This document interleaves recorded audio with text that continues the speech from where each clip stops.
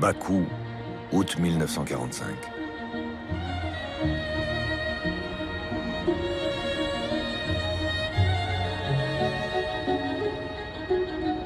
Après 4 années d'une guerre épouvantable, les premiers soldats démobilisés de l'armée rouge rentrent enfin chez eux. Leur joie est teintée d'amertume. Beaucoup de leurs camarades sont tombés au champ d'honneur. Ils ne connaîtront jamais la joie de revoir des visages familiers et souriants, de serrer sur leur cœur des êtres chéris, de retrouver un foyer douillet, une ville épargnée. Pourtant, il s'en est fallu de peu qu'eux-mêmes ne retrouvent que cendres et décombres. Dès le début de la guerre à l'Ouest, en effet, leur ville fut à plusieurs reprises menacée d'anéantissement total par chacun des belligérants tour à tour. L'Allemagne nazie, bien sûr, mais aussi l'Angleterre, la France et même le grand frère de Moscou. Pour tous, Bakou fut à un moment ou à un autre un objectif à détruire, à cause de sa grande richesse, le pétrole.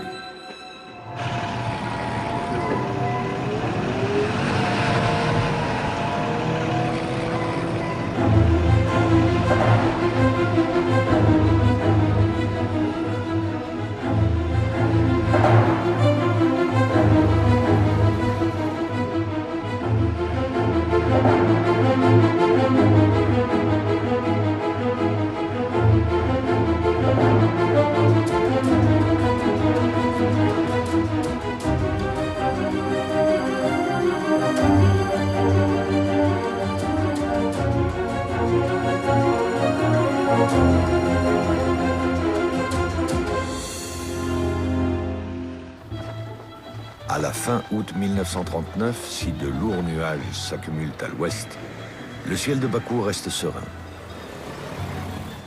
Staline vient de signer avec Hitler un pacte de non-agression et la capitale de la République socialiste soviétique d'Azerbaïdjan peut couler des jours tranquilles entre la barrière du Caucase et les rives de la mer Caspienne.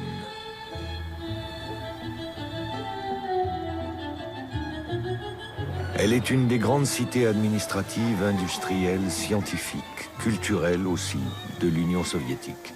Les poètes y sont à l'honneur. Son opéra, ses théâtres, ses cinémas, sa joie de vivre lui ont valu dès les années 1900 le surnom de Paris du Caucase.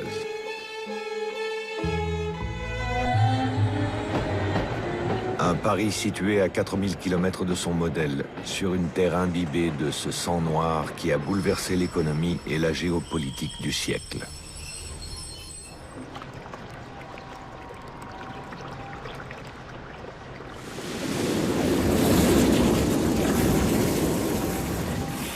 De mémoire d'homme, on a toujours vu affleurer le naphte dans la presqu'île d'Abkéron.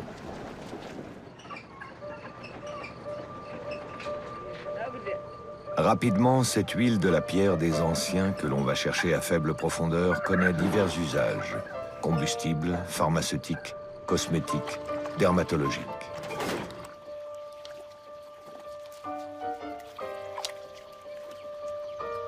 Mais ce n'est qu'en 1847 que commence véritablement l'exploitation industrielle, avec l'invention en Azerbaïdjan des premiers forages mécanisés au monde. 50 ans plus tard, 2 des plus puissantes familles européennes, les Nobel et les Rothschild, se taillent la part du lion parmi les nouveaux barons du pétrole azerbaïdjanais. Bakou revendique alors le titre de premier producteur mondial de pétrole, avec 11 millions de tonnes extraites annuellement, la moitié de la production mondiale. Attirés par le mirage de l'or noir, des milliers de travailleurs et d'aventuriers affluent. La ville devient alors, en ces années Far West, le laboratoire des premiers bolcheviks. C'est là qu'un jeune révolutionnaire géorgien aux méthodes de gangster fait ses premières armes. Il remplit les caisses du parti avec l'argent pillé aux banques et aux convoyeurs de fonds. Il diffuse à travers l'empire du tsar le journal de Lénine, Iskra, et d'autres titres bolcheviques imprimés sur une presse clandestine baptisée Nina, installé dans une cave secrète de Bakou. Il lui arrive de connaître la prison Bailov et pour mieux brouiller les pistes, il multiplie ses pseudonymes avec une prédilection pour Soso et Koba, qui reviennent le plus souvent dans les rapports de police. En 1939, il n'a plus à se cacher. Il a depuis longtemps adopté le nom de Staline et il est désormais le maître de l'URSS. Il vit à Moscou, mais conserve un œil attentif sur la ville de ses premiers exploits.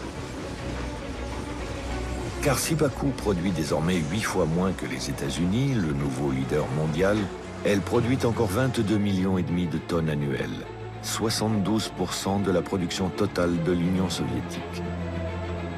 Elle est d'une importance vitale pour l'économie de son empire. Elle en est le cœur palpitant qui pulse le précieux fluide vers le grand corps des républiques sœurs, et bien au-delà par de multiples artères, un réseau de pipelines, de voies ferrées et de tankers mis en place dès les années 20, qui le transportent à travers tout l'Empire et jusque vers les nations occidentales.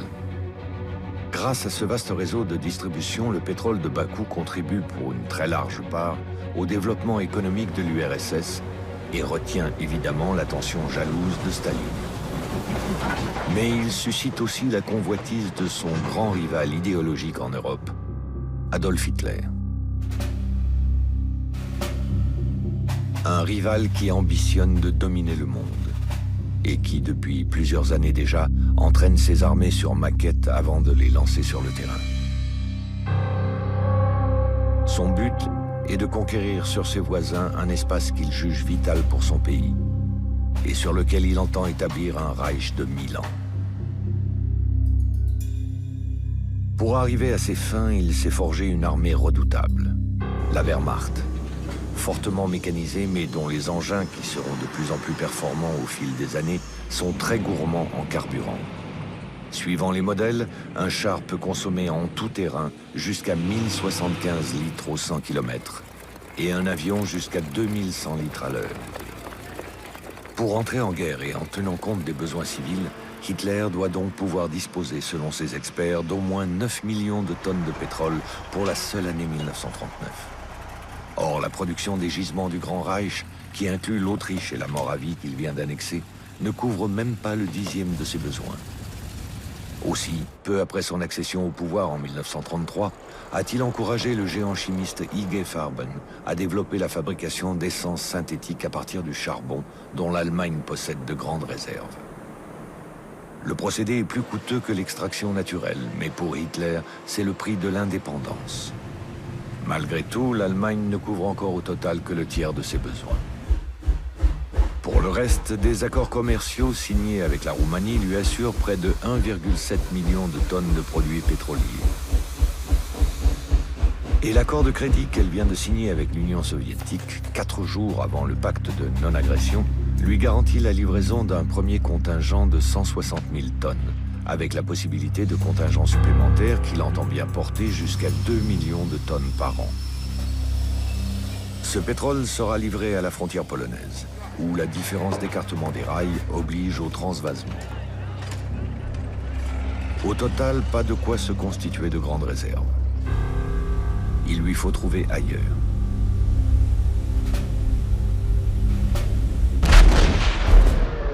Le 1er septembre 1939, 8 jours après l'accord conclu avec Staline, Hitler envoie sur la Pologne, sans déclaration de guerre, une masse formidable d'engins mécaniques, dont 1600 chasseurs et bombardiers et 2600 panzers.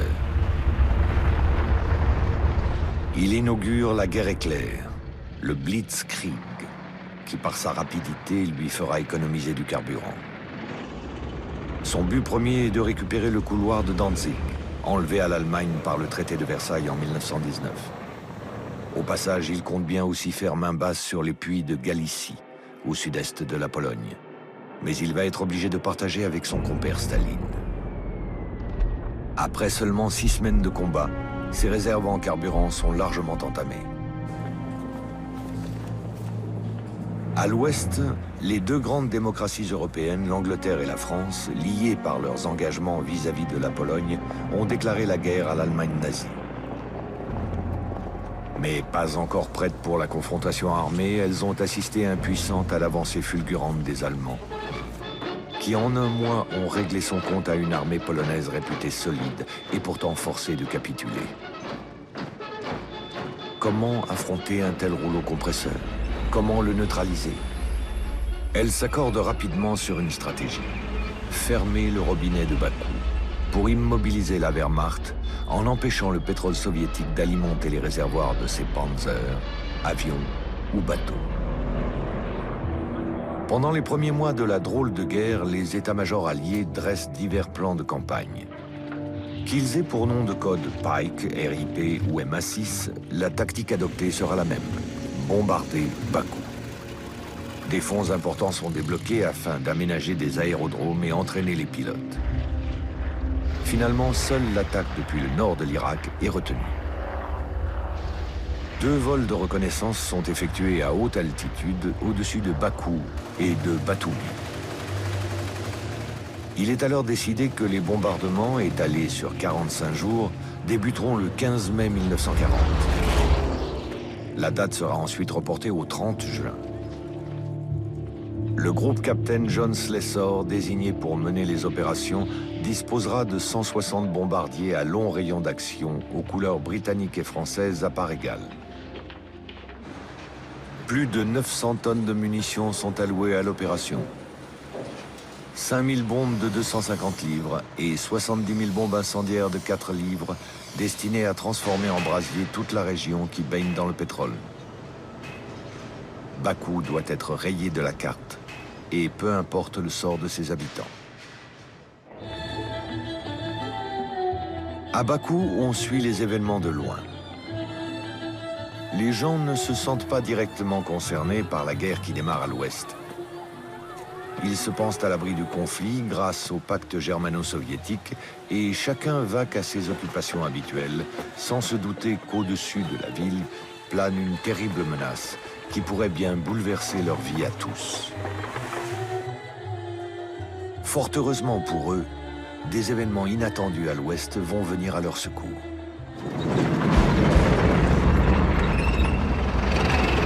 Le 10 mai 1940 à l'aube, Hitler lâche ses armées sur la Hollande, la Belgique et la France.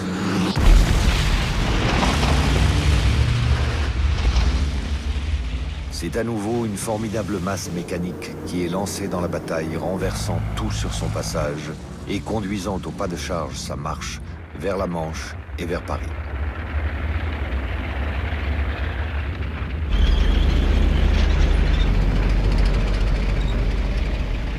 Les stratèges alliés estimaient que l'intendance ne pourrait pas suivre une telle cadence et que le pétrole viendrait à manquer. Mais ils ont oublié de neutraliser les principaux dépôts de stockage en Belgique, aux Pays-Bas et en France, ainsi que les réseaux de distribution. Les Allemands n'ont eu qu'à se servir.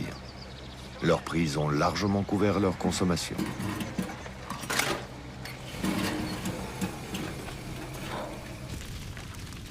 Quand enfin les dépôts de la région parisienne sont incendiés, il est trop tard.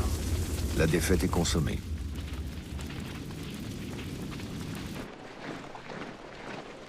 Tour à tour, les Pays-Bas, la Belgique et la France sont mis au pas. Le 14 juin, le drapeau nazi flotte sur la Tour Eiffel. La Grande-Bretagne, qui a pu in extremis réembarquer ses troupes, est désormais seule à résister, repliée sur son territoire. Au-dessus de la Manche, Hitler peut commencer la bataille d'Angleterre. Malgré une supériorité numérique de 4 contre 1, ces 3000 avions ne réussiront pas à faire la différence, mais puiseront par contre largement dans ses réserves de carburant.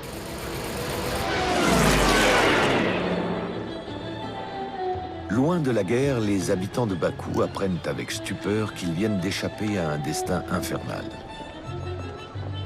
L'information vient des Allemands qui, lors de la campagne de France, ont mis la main sur des documents ultra secrets détaillant le plan Pike.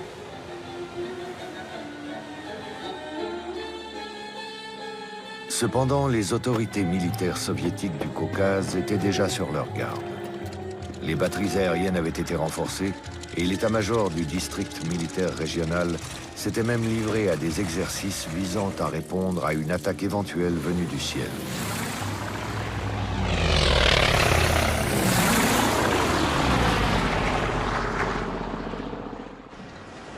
En attendant, sur les puits et dans les raffineries de Bakou, on ne chôme pas. En plus de l'approvisionnement normal de tout le pays, en plus des exportations vers l'Allemagne, le comité central et le conseil des commissaires des peuples ont décidé de constituer dans l'intérieur du pays d'énormes réserves stratégiques en carburant de toutes sortes. Essence, gasoil, essence et huile d'aviation, huile de moteur, lubrifiant, afin de satisfaire aux besoins militaires. Et ce plan repose évidemment à 80% sur la production pétrolière de Bakou, sur tous ses ouvriers, techniciens, chimistes et ingénieurs. Mais déjà, à peine la menace anglo-française écartée, de nouvelles menaces se profilent à leur horizon, sans qu'ils n'en aient conscience. Au printemps 1941, Hitler est alerté par ses services d'approvisionnement. L'armée manquera de pétrole au mois d'août. Au diable les traités, il ira se servir directement à la source. À ses généraux, il précise: après avoir détruit l'armée rouge, la Wehrmacht devra foncer vers les puits de Bakou et s'en emparer. Déjà le 8 octobre 1940, il l'a envoyé occuper la Roumanie, afin de sécuriser les champs pétrolifères du pays, un peu trop à la portée des soviétiques à son goût. Et en novembre, la Roumanie s'est engagée à ses côtés en lui concédant le monopole de sa production pétrolière, 3,5 millions de tonnes par an. Hitler est prêt, désormais, à se retourner contre Staline. Le 22 juin 1941, reniant sa parole, il lance l'opération Barbarossa. 3200 avions, 3300 chars, 600 000 véhicules à moteur, 625 000 chevaux et 3 millions d'hommes déferlent sans prévenir sur l'Union soviétique. Une fois encore, Hitler compte sur l'effet de surprise et de masse pour mener une guerre éclair avec, dans un premier temps, un triple objectif. Leningrad au nord, Moscou au centre, Kiev au sud. Car une fois encore, il doit faire vite.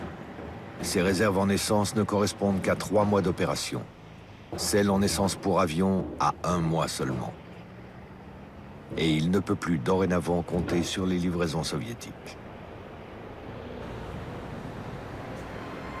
En face, Staline est complètement abasourdi. Malgré tous les avertissements, il a refusé jusqu'au bout de croire à une possible traîtrise de son partenaire commercial, allant jusqu'à faire fusiller un déserteur allemand communiste venu l'avertir.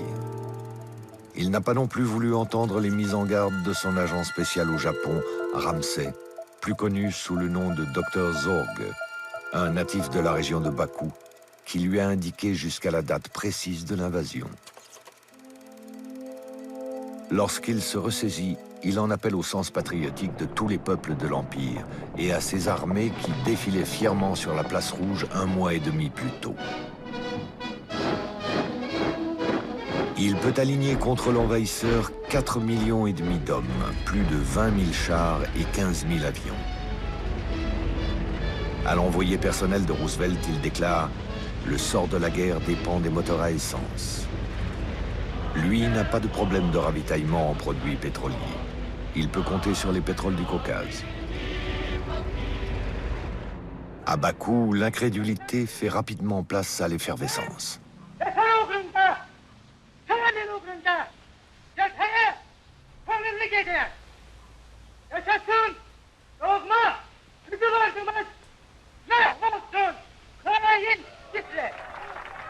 C'est la guerre et tout le monde se mobilise pour y faire face. Ils seront au total 700 000 à s'engager tout au long de leur grande guerre patriotique, près du quart de la population d'Azerbaïdjan.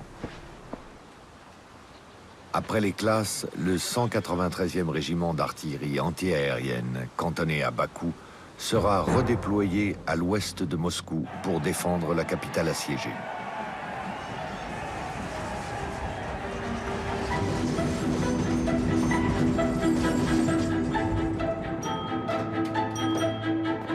Pour remplacer les hommes qui partent au front, partout, les femmes se portent volontaires.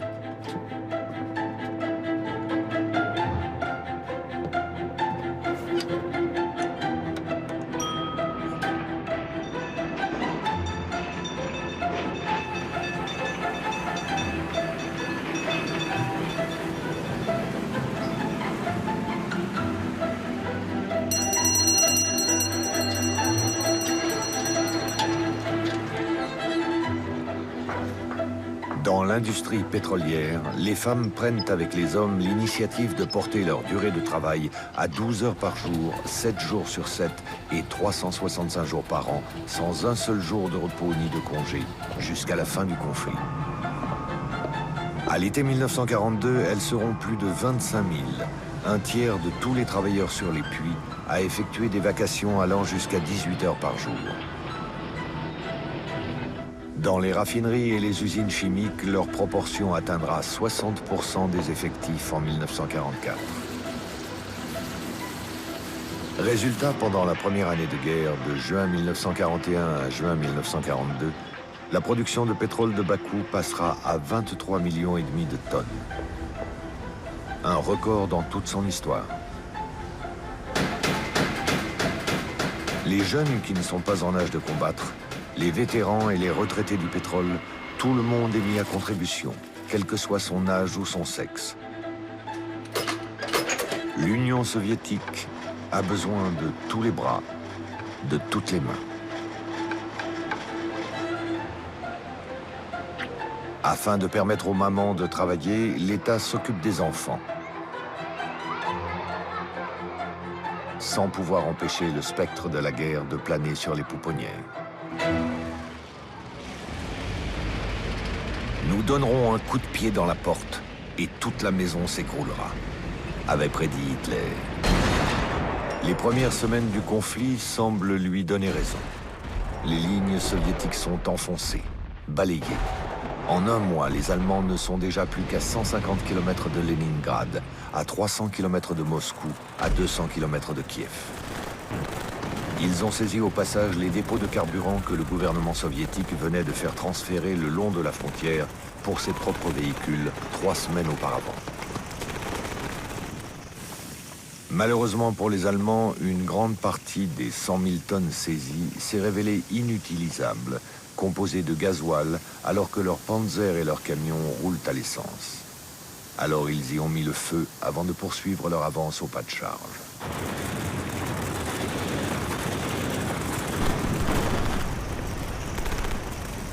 Les Britanniques ne croient pas que l'URSS tiendra plus de 6 mois.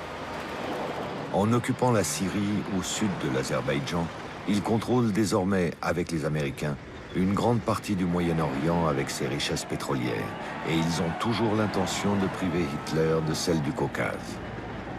Le chef d'état-major de la Royal Air Force demande à ses troupes stationnées sur place de se tenir prêtes à bombarder Bakou.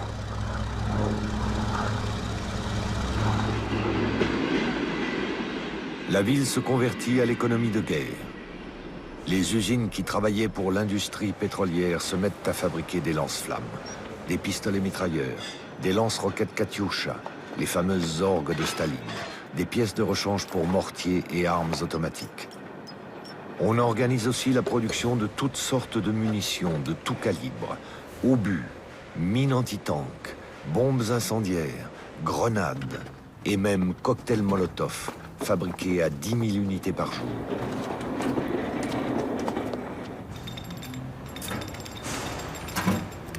On ouvre de grands ateliers pour assembler des avions livrés en pièces détachées.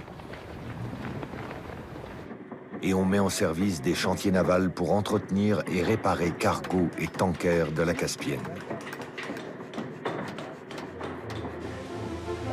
Dans l'industrie pétrolière, grâce à un nouveau procédé inventé par l'éminent chimiste azerbaïdjanais Yousif Mammadaliyev, les raffineries produisent une essence avion d'un haut degré d'octane qui va grandement améliorer les performances de l'armée de l'air soviétique et permettre à ses pilotes de rivaliser avec les as de la Luftwaffe. En Ukraine, en dépit d'un réseau routier vétuste et non goudronné où s'encrassent les moteurs, les divisions blindées allemandes progressent rapidement, ce qui entraîne une surconsommation de carburant. L'étirement des lignes sur 500 à 750 km fait surgir de grosses difficultés dans l'approvisionnement des machines et des hommes. Mais rien ne semble pouvoir les arrêter. Fin septembre 1941, Leningrad est encerclé. Les Allemands ne sont plus qu'à une centaine de kilomètres de Moscou et ils occupent une grande partie de l'Ukraine. Après 3 mois de campagne, Hitler peut se féliciter d'avoir fait 2 500 000 prisonniers, détruit ou capturé 22 000 canons, 18 000 chars et 14 500 avions. Il ne doute pas de s'emparer bientôt de la capitale de l'Empire soviétique. Il pourra enfin mettre la main sur ses richesses. Plus qu'un petit millier de kilomètres pour atteindre Bakou. C'est alors que les pluies d'automne font leur apparition, diluviennes. En quelques jours, les routes sont transformées en un bourbier inextricable qui englue les véhicules. Même les chars sont éprouvés à cause de leurs chenilles trop étroites. La Rasputitsa, la saison de la boue, ralentit et finit par immobiliser la Wehrmacht.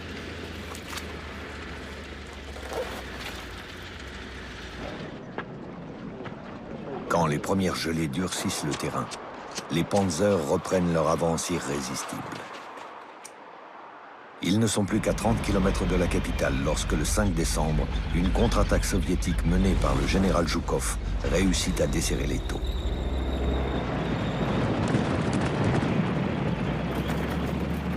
Les Allemands sont repoussés parfois jusqu'à 200 km de Moscou, en partie grâce à l'aviation soviétique en plein renouveau, alors que l'hiver s'abat, précoce.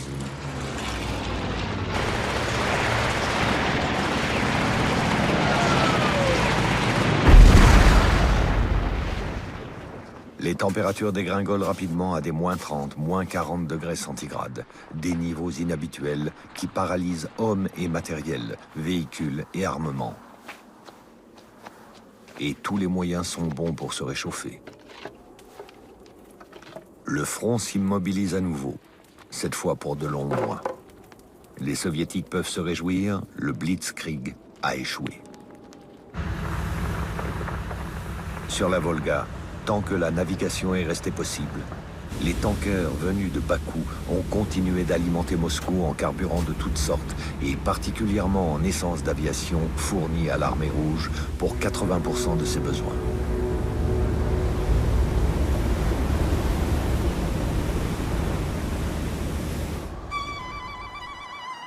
À Bakou, l'offensive de l'hiver est beaucoup plus économe en vie humaine que l'agression allemande. Elle laissera dans l'âme des plus petits l'empreinte indélébile d'un merveilleux enchantement et le souvenir d'un instant de chaleur et de réconfort partagé à distance par ceux qui, quelque part au front, s'opposaient à l'envahisseur nazi. En février 1942, une brigade du forage se voit remettre le drapeau rouge d'honneur en reconnaissance de sa contribution exceptionnelle à la défense de la mère patrie soviétique, tandis que sur décret du Soviet suprême, les 500 meilleurs ouvriers du pétrole sont récompensés à la Maison de la Technique. Et leur engagement ne faiblit pas. Pour le seul mois d'avril, ils envoient plus de 500 000 tonnes de produits pétroliers par la Caspienne. Et ils vont fournir 800 000 tonnes supplémentaires dans les mois qui suivent pour reconstituer les réserves de carburant du pays qui ont fondu de moitié depuis le début des hostilités.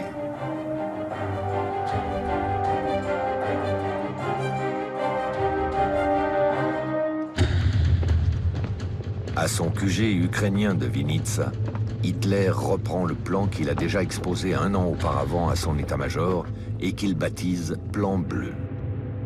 Son but est de s'emparer des champs pétrolifères du Caucase pour faire coup double, mettre Staline à genoux en le privant de son pétrole et résoudre ses propres problèmes d'approvisionnement.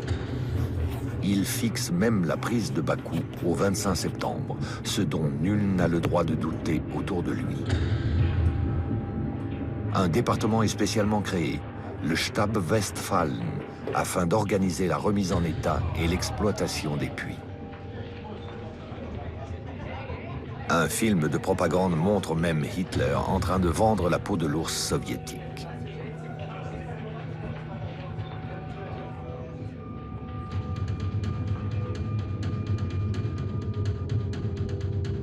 D'abord, les événements semblent lui donner raison.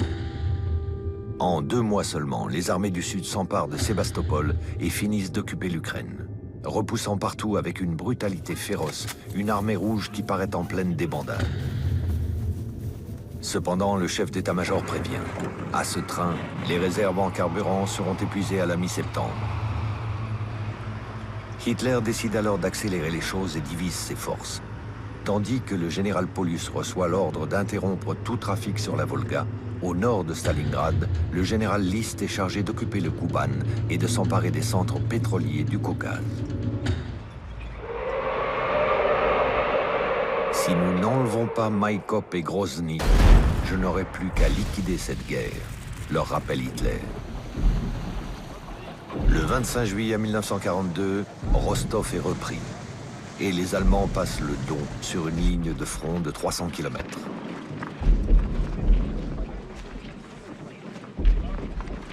Ils coupent le pipeline et les voies ferrées qui ravitaillent l'armée rouge et poursuivent à un train d'enfer. Hitler, de son côté, exulte. Le Russe est fini, dit-il. Mais là encore, la rapidité des opérations pose problème à l'intendance qui a du mal à suivre. Fin juillet, les véhicules doivent s'arrêter, faute de carburant. À 300 km de Stalingrad, Paulus doit même ronger son frein pendant 8 longues journées avant d'être ravitaillé et de pouvoir repartir de plus belle. La menace allemande oblige Staline à réagir. Il fait lire à toutes ses unités l'ordre du jour 227, plus un pas en arrière. Et il convoque le nouveau commissaire du peuple adjoint au pétrole, Nikolai Baybakov, un natif de Bakou, diplômé de l'Institut pétrochimique d'Azerbaïdjan. Hitler dit partout que s'il ne met pas la main sur le pétrole du Caucase, il perdra la guerre, lui dit Staline. Eh bien, tu vas immédiatement t'envoler pour le Caucase et l'aider à perdre cette guerre.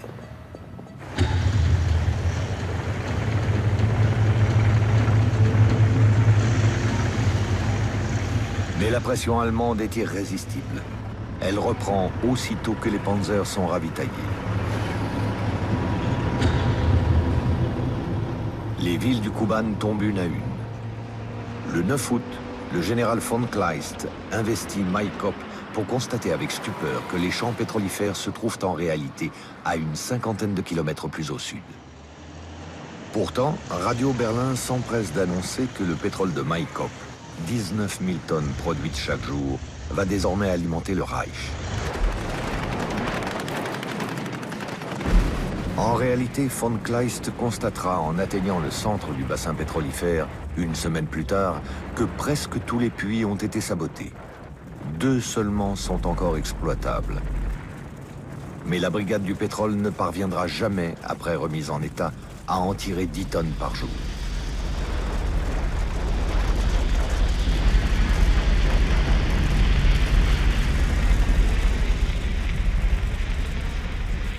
La déception est la même à Krasnodar, la capitale des Cosaques, centre industriel le plus important du Kouban et centre majeur de raffinerie du pétrole. Là encore, tous les équipements et produits pétroliers possibles ont été évacués vers Grozny, les autres détruits. La raffinerie numéro 5 a été incendiée avec ses 80 000 tonnes de pétrole purifié. Le pipeline a été saboté et les puits ont été bouchés par du béton armé.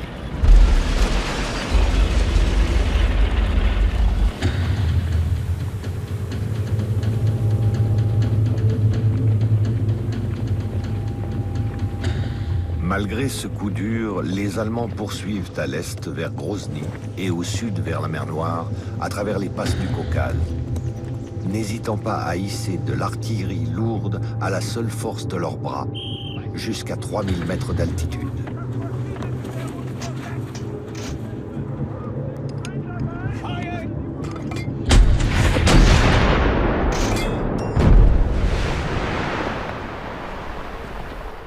Le 21 août, le groupe Groth de la première division de montagne plante le drapeau à croix gammée au sommet de l'Elbrouz, le toit du Caucase et de l'Europe, à 5642 mètres d'altitude. En Azerbaïdjan, cette conquête symbolique inquiète. La menace allemande se fait de plus en plus précise. À Bakou, les autorités préparent la population à une invasion. Depuis les campagnes avoisinantes, les paysans viennent apporter leur contribution généreuse à l'effort de guerre et participer à la constitution d'une colonne de chars. Ceux-ci sont fournis par les alliés anglo-américains dans le cadre du prêt-bail négocié par Staline avec le représentant de Roosevelt. Ils arrivent directement à Bakou via l'Iran, depuis que les sous-marins allemands empêchent les convois alliés d'emprunter la Baltique.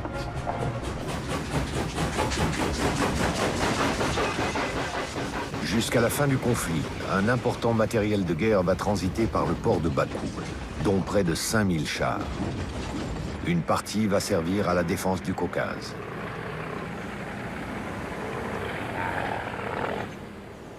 Stalingrad également se prépare à l'offensive allemande. La 6e armée de Paulus n'est plus qu'à 50 km. Le 23 août, elle voit arriver en prélude la 4e flotte aérienne de von Richthofen, qui avait déjà bombardé Guernica. 600 avions entament une ronde infernale qui n'épargne rien ni personne. Les 9 énormes réservoirs de pétrole représentent une cible de choix pour les pilotes allemands. Des milliers de tonnes de fioul partent en fumée, une fumée noire, âcre et salissante, qui va flotter de longs jours sur la ville. Le pétrole échappé des tankers éventrés brûle sur la Volga. Les beaux immeubles qui bordent la rive ne sont pas plus épargnés que les maisons anciennes. 40 000 personnes vont laisser la vie au cours de ce premier bombardement. Et la bataille va durer 162 jours. 162 jours d'une guérilla urbaine acharnée où les Allemands vont conquérir jusqu'à 90% de la ville, mètre après mètre, maison après maison.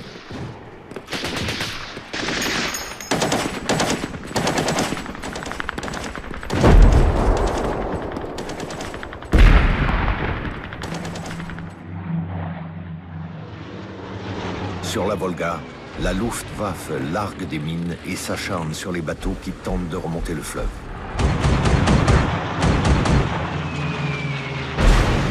Elle contrôle bientôt le trafic jusqu'à Astrakhan, sans pour autant réussir à interdire toute circulation.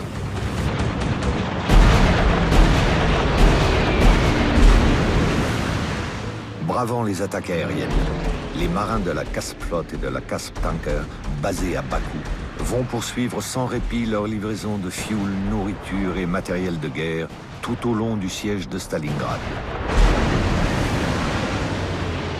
Au total, 149 000 tonnes de carburant seront livrées aux unités de l'armée rouge qui défendent la ville au prix de lourdes pertes matérielles et humaines.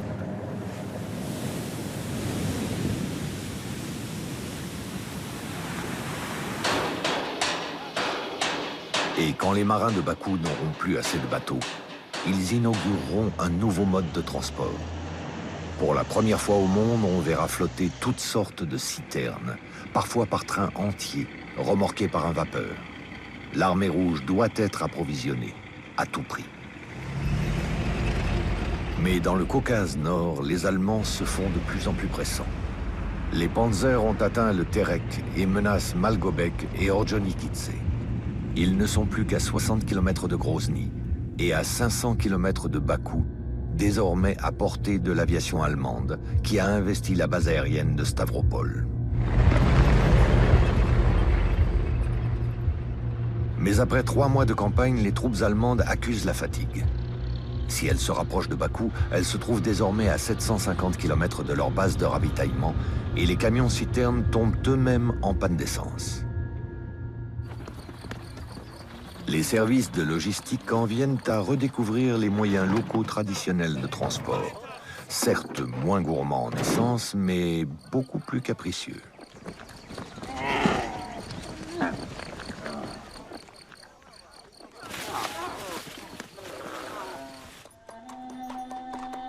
Le 6 septembre 1942, l'appel de la dernière chance prononcé par Staline sur Radio Moscou parvient aux républiques transcaucasiennes.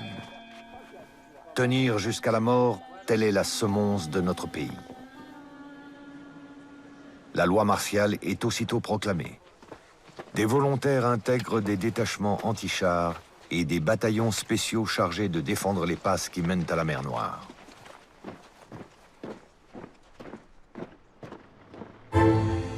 En Azerbaïdjan aussi, le message de Staline est bien passé. Le comité de défense d'État mobilise 90 000 résidents locaux, pour la plupart des femmes, afin de renforcer les défenses militaires autour des villes. À Bakou, on se prépare à défendre chèrement les installations pétrolières. Pour éviter qu'elles ne tombent dans les mains ennemies, les plus modernes sont démontées et envoyées avec les meilleurs ingénieurs et techniciens vers les nouveaux bassins pétrolifères du Nord-Est. Une entreprise de titan, destinée à mettre en valeur ce nouvel Eldorado à l'abri de toute menace.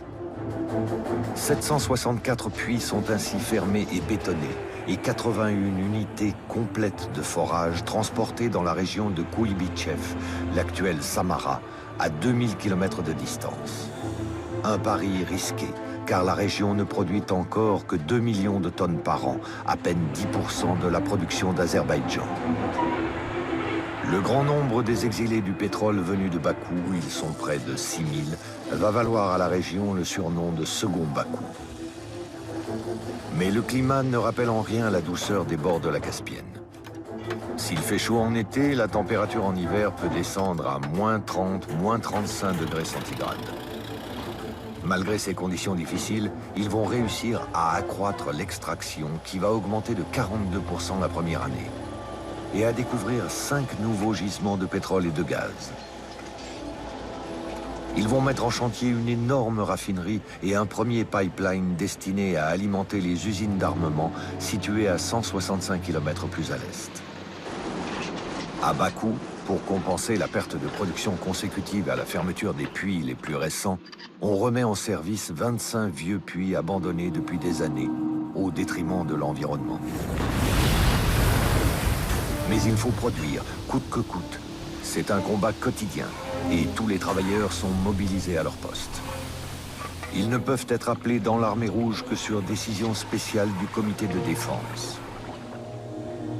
À l'initiative de Nikolai Baybakov, qui a été nommé au comité de défense de l'État, des wagons d'explosifs sont discrètement acheminés vers Bakou.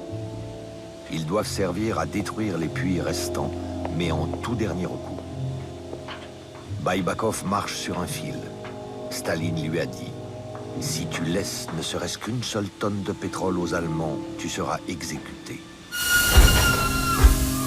Et après une courte pause, « Et si tu détruis les puits sans qu'Hitler n'ait réussi à s'en emparer, et que l'on se retrouve sans pétrole, tu seras aussi exécuté. » Bakou vit désormais sous une double menace. Celle d'un ennemi qui veut à tout prix l'occuper, et plus terrible encore, celle de son propre camp, prêt à la sacrifier. Sans compter que Churchill n'a pas renoncé à entrer dans la danse. Une carte de Bakou indiquant les objectifs à bombarder a été retrouvée à la Bibliothèque nationale d'Édimbourg.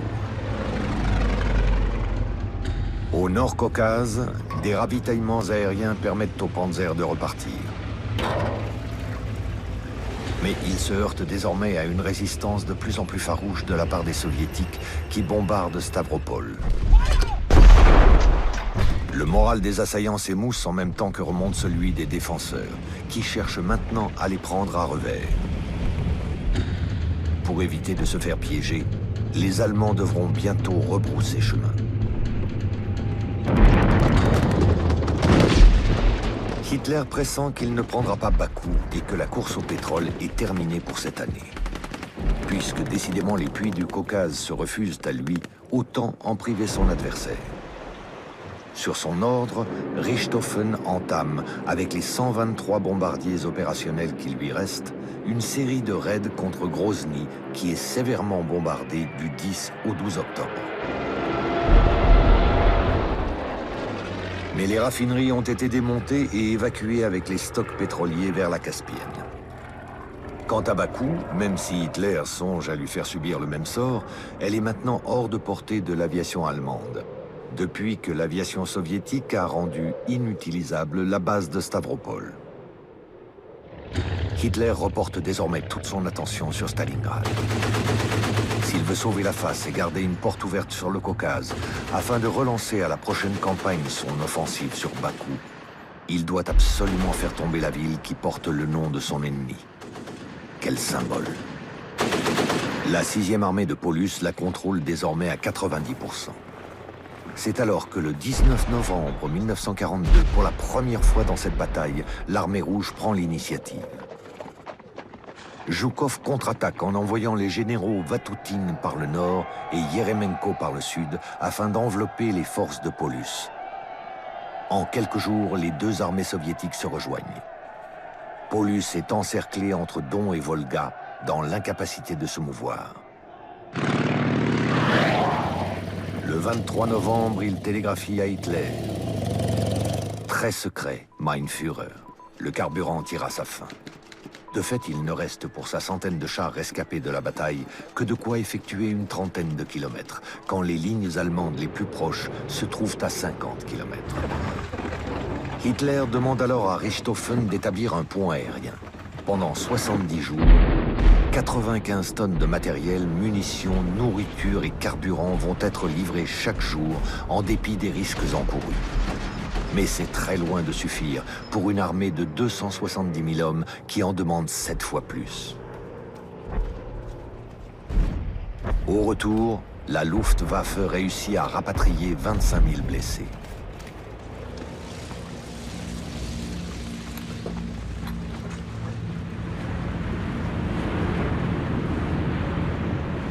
Côté soviétique, les blessés sont régulièrement évacués par la Volga et la plupart du temps dirigés vers Bakou, où dès l'été, de nombreux hôpitaux installés pour la durée de la guerre ont commencé à les recevoir.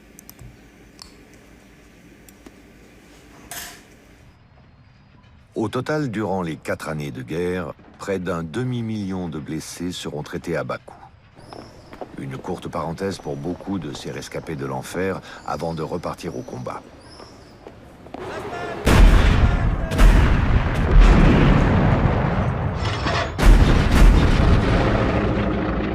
À Stalingrad, c'est désormais à Paulus, piégé dans la neige et le froid, de subir la contre-offensive de Zhukov. Le pont aérien, qui s'est avéré inefficace, a dû être interrompu. Pour les hommes comme pour les machines, c'est la famine. Le calvaire va durer plus d'1 mois. Les soviétiques, eux, ne manquent ni de nourriture, ni de pétrole, ni de munitions. Pour Paulus, la situation est sans espoir.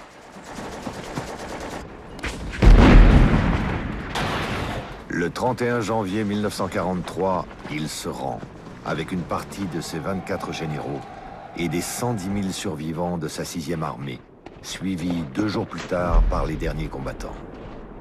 Hitler vient de le faire maréchal, peut-être dans l'espoir qu'il se suicide. Jamais un maréchal de l'armée allemande n'a été capturé vivant. Mais Paulus a préféré se rendre. Plus jamais les Allemands n'auront l'occasion de repartir sur le Caucase. Plus jamais ils ne seront une menace pour Bakou, qui, malgré une chute de moitié dans sa production pétrolière à cause des délocalisations, va continuer d'envoyer à l'armée rouge des milliers de kilomètres de wagons-citernes, 1300 kilomètres rien que pour la plus grande bataille de chars de l'histoire, à Koursk, en juillet-août 1943. Bakou, désormais à l'abri de tout danger, voit passer de célèbres voyageurs. Staline, en novembre 1943, en route pour la conférence de Téhéran avec les Alliés. La rumeur prétend qu'avant de repartir, il a tenu à visiter la prison Bailov, qui sans doute lui rappelait sa jeunesse mouvementée. Et De Gaulle, en novembre 1944, sur le chemin de Moscou pour rencontrer Staline. En escale de 24 heures, il est invité par les officiels à découvrir les trésors de l'opéra d'Azerbaïdjan.